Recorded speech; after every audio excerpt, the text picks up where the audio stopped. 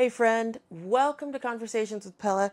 I am going to start this morning with the morning pour. Normally it would be something a little heavier than water, but water seems like the right thing for today. And do you know why? Because some days I can get up and I can feel really put together and like I got this day. And other days I feel like I just need to get my shoes on and get out the door. Guess which kind of day we're having today?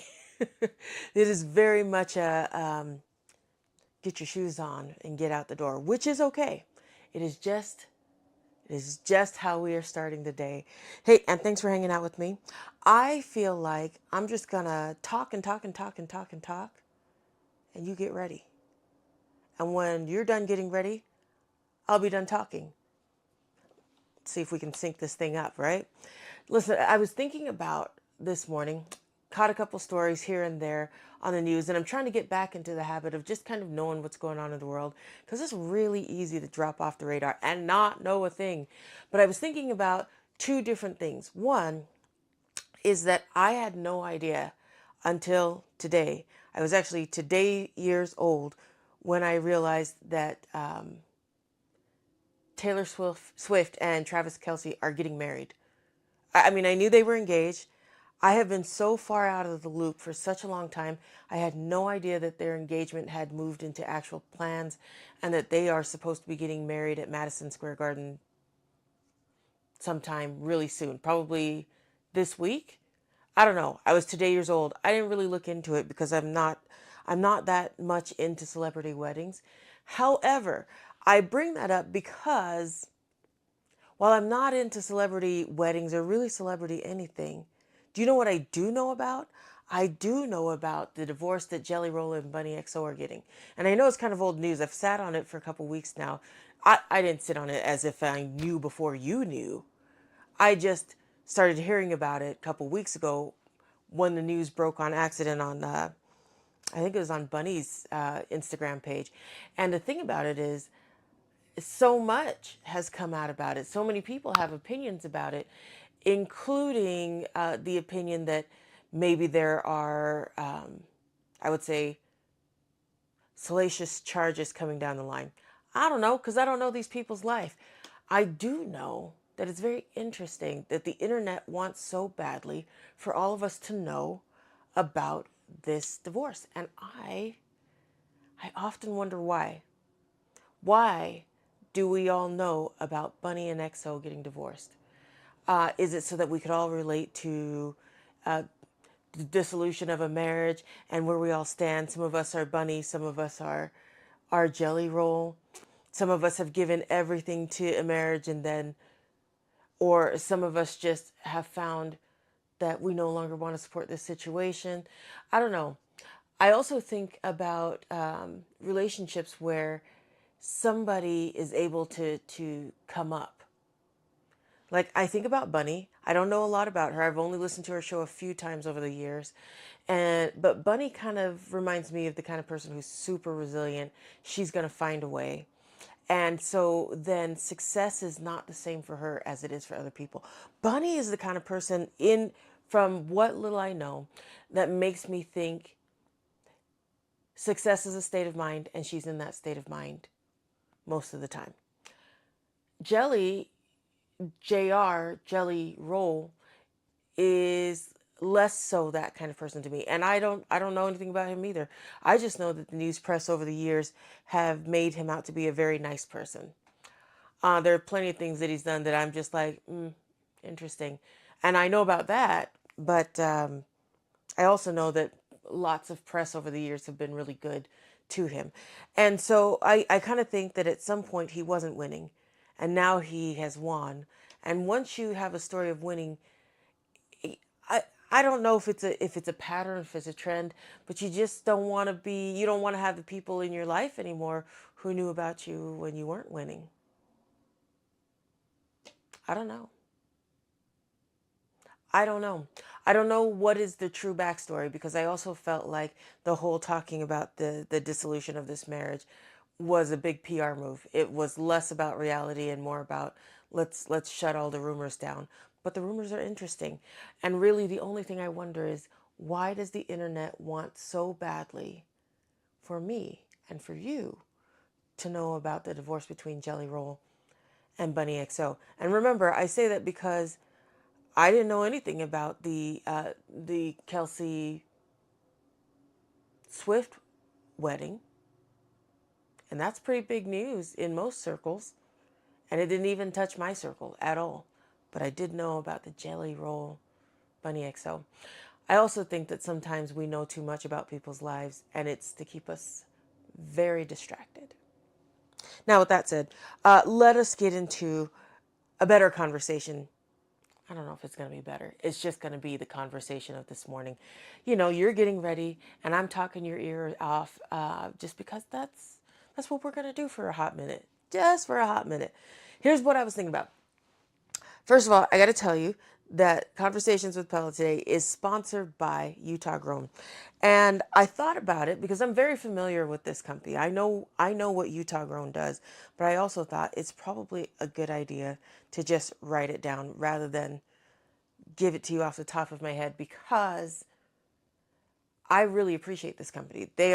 Utah Grown is, let me read to you what I put on paper. Again, this morning's sponsor is Utah Grown. And if you've been wondering whether Utah's medical cannabis program could be right for you, Utah Grown is the place to start. It really is the place to start because they provide you with trusted education, they connect you with qualified medical providers, and help guide you through the process with confidence. So here's the thing. I am not talking to just people who are wondering if it's the right time for them to get a medical cannabis card and if they should participate in the medical cannabis program, and if that would enhance their wellness program, their own personal wellness program. I'm also talking to people who are providers, medical providers, and who want to know if this is the right thing to recommend to their patients, or where can they find the education so that when their patients ask about it, they know what to say. This is why Utah Grown is amazing, because Utah Grown doesn't just have a standalone one spot to find them, but they will actually go out to you and teach you the information that you need to know. So if you've been curious about Utah's medical cannabis program, but you aren't sure where to start with Utah Grown. They provide trusted education, guidance, and access for both patients, healthcare providers, and helping you understand whether medical cannabis is the right fit for your wellness journey. And whether you have questions about qualifying, finding a qualified medical provider, or simply want reliable information, Utah Grown connects you with the resources and the professionals you need. Don't let your questions go unanswered. Learn more at utahgrown.co. That's utahgrown.co. And remember, participation in Utah's medical cannabis program is available only to qualified medical cannabis patients. Okay, now with that said, I was on BuzzFeed because I love BuzzFeed, and there was a story there about holding in our stomachs. Holding in our stomachs. Okay, here's what it is. They say, and I quote, that for many years, women have been told to suck in your stomach. In fact, when we get ready for a picture and you just, especially when your friends are cute. When your friends aren't cute, I don't know. I don't know if you don't do it anymore. But when you get ready for a picture, when I get ready for a picture, one of the things that comes to my mind is, ooh, suck it in. Suck it in. And apparently that is really bad for you.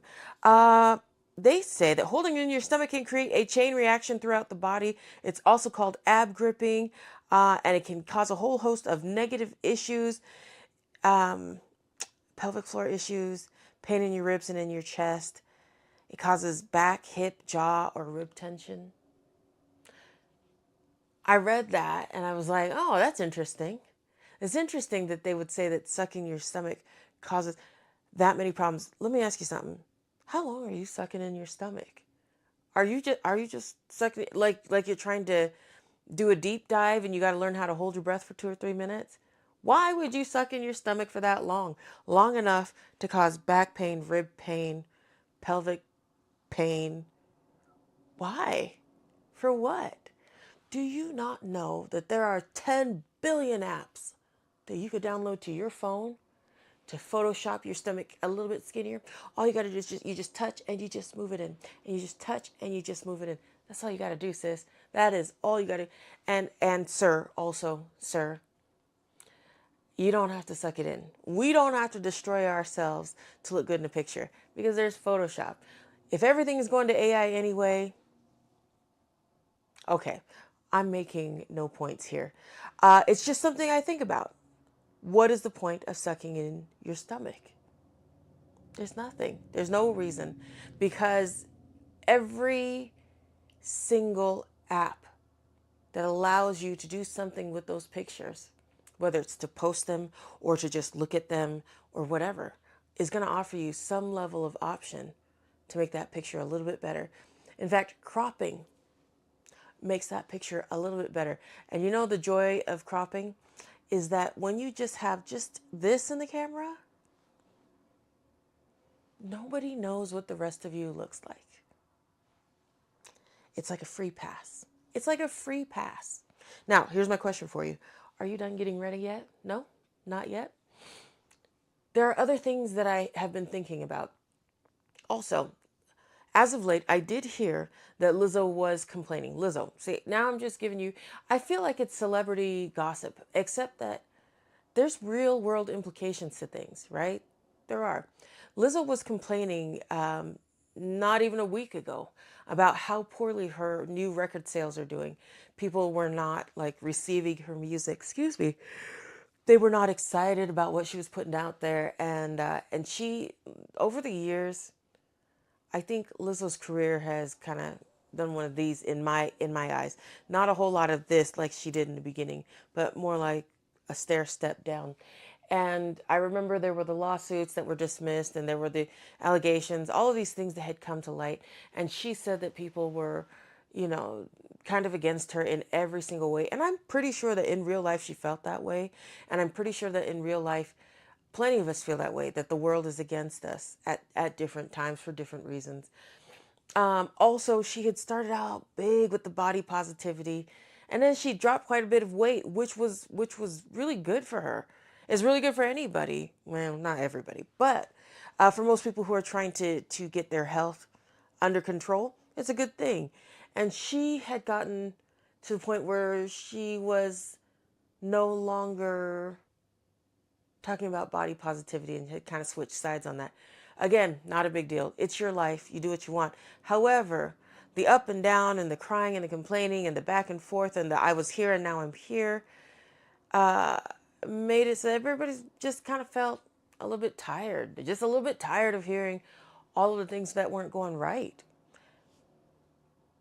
And so it's not so much that her music is not good. It's just that, like, sis, it takes a lot of mental energy to keep messing with you. It just takes a lot. Like I gotta go through not even a range of emotions. I just have to listen to you go through a range of emotions. And you know what's easier? Just listening to something else. But Lizzo did do a performance. I believe she did a tribute to Lauryn Hill. Um, and I can't recall what song she did. I think it was the doo wop song, which is, you know, that thing. Um, I think she did a pretty good job. And I think that that is a strong way to start laying the groundwork to a real comeback. As in, like, you didn't go anywhere, you just complained so much that people didn't want to keep messing with you. But showing us that you are talented, finding public stages to be on, not just releasing music, but releasing the story that you're just back on it. You're just back on the grind, and the only thing that matters to you is your craft and your art. I think it makes it easier for people to come back to you. That's what I think. You ready yet? Your hair combed? Got your deodorant? Got your lotion on? You lotion up? You ready to face this day? I'm just asking. I'm just asking. I'm almost done talking to you because I also need to get ready and head out the door. Let me think here. There was one more thing that I was going to tell you about this morning. And it was pretty. Oh, I know what it was. Are you getting out to enjoy the free things in life. Because right now there's this thing that's happening. It's called funflation. Funflation is where everything fun is way more expensive than it used to be. I used to have a favorite yoga gym, and on occasion I'd pop in and the class was $10. And then at some point it was $15. And then at some point it was $20. And then at some point it was $25 for the one class. And I never did sign up for a full membership because I just knew I wasn't going to get down to that gym all of the time. And I still love the gym and I still go to the gym. But to see everything that you enjoy doing go from a $10 class to a $25, I can't fault anybody. People are in business to make money, and I get that. And that is a beautiful thing. But it is hard to miss when everything that you enjoy doing costs a little bit more. So then you got to start thinking about, where are the free events? Like, for example, the 4th of July is coming up this weekend. Where are the free events? Where are the free events that you're going to go to? Where are the things that you're going to go to where you could spend money, but the event itself, the ability to have fun, is a lower cost? You know what? I'm gonna find some places, and throughout the rest of this week, I'm gonna tell you where here in Utah you can go to keep the cost low. To keep the cost low, I'm gonna tell you where you can find food, especially on this 4th of July weekend. And you know what else? Rio Tinto is doing something. I saw this yesterday. Again, today years old kind of thing. This is how crazy I've been out of the loop, that I'm just figuring things out today and yesterday. My friend told me yesterday that there is actually a that you could go to Rio Tinto and watch the game, the FIFA games, the soccer tournament, the World Cup. That was really hard. The World Cup. I guess they're projecting it on a big screen, I assume, and filling up the stadium with people. And they had free tickets. I don't know if those tickets are still available. They probably are sold out because these games are really picking up. But people are having a great time, and I'm really impressed that Rio Tinto was willing to do this. One, I think, I thought about, like, what is the motive for letting people come into the stadium and watch soccer for free? And the biggest thing that I could think of is that Rio Tinto is being really smart about this. And I also think that there are other businesses out there that are being really smart about this. They're building community during a time when people can't afford to do other things that it was part of their community. It's like, it's too expensive to go do this and this and this, especially when you now have a family and you're paying for 3, 4, 5, 6 more people, right? But if you could get online, reserve 6 free tickets to go watch soccer at a stadium with a billion other people that are going to love this game right alongside with you. There's going to be, I'm sure, food vendors. I'm sure an upgraded experience if you wanted to put a little bit of money into it. I'm sure so many things that are going to be there, but it's not going to cost you a lot. And you're going to be able to enjoy being around people. You'll probably do it. And you'll probably do it more than once. And not only that, but you will remember in your mind, Rio Tinto does amazing community events. And then you'll be at Rio Tinto for the free events and the paid events, because they've now given you value and they didn't rip you off for it. I kind of think that is, of course, genius. I think most businesses know and understand that you have to build a sense of community. But I think also in the world of social media, it's very, very easy to forget that you got to give value, but you also got to build community. You have to build the people who want to follow you, build the people who want to be around you, build the audience or whatever that is going to resonate with what you're saying. Every company needs to do that. And the thing about it is AI can't do that for you. It just can't. It can't build real human connection. And that is why I was so impressed when I found out that Rio Tinto was doing that. And you know how I found out? I'll tell you real quick, because I know you're still getting ready. Listen, Go ahead and bake in that makeup already. Get your lip gloss on. Pull your hair back. I get ready in 5 minutes flat, and I think it shows. But here's what I would say. This is how I found out that Rio Tinto was doing this whole thing. I had a friend. I have two friends. One is from Ecuador. One is from Mexico, and they had the rival going. And last night was the game, Mexico versus Ecuador.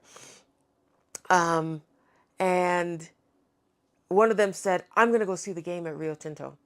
And of course, my brain said, "Oh, they're going to fill up the copper mine full of people." Forgot about the stadium completely.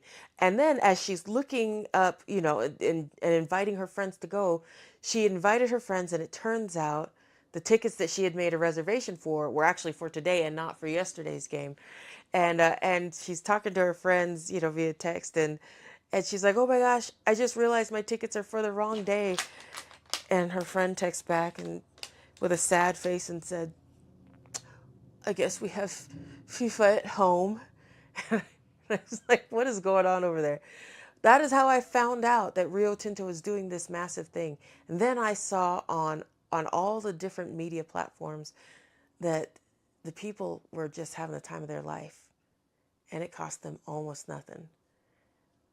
Rio Tinto's doing something. And if you need to build yourself community, that's the way to do it. I'm not saying give something away for free. What I'm saying is give away human connection. Find a way to connect to real people. And once you do that, what is it that they say? If you build it, they will come. It's a crazy thing. I say that all the time, but I've never seen the movie Field of Dreams.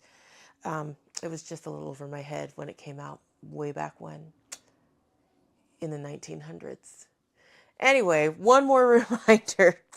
If you have been curious about Utah Grown's medical cannabis program, but you aren't sure where to start with Utah Grown, because they provide that trusted education, the guidance, and the access for both patients and healthcare providers, helping you understand whether medical cannabis may be the right fit for your wellness journey. So whether you have questions about qualifying, finding a qualified provider, or simply want reliable information, Utah Grown connects you with the resources and professionals you need. Do not let your questions go unanswered. Learn more at utahgrown.co. All right, I'll talk to you guys tomorrow.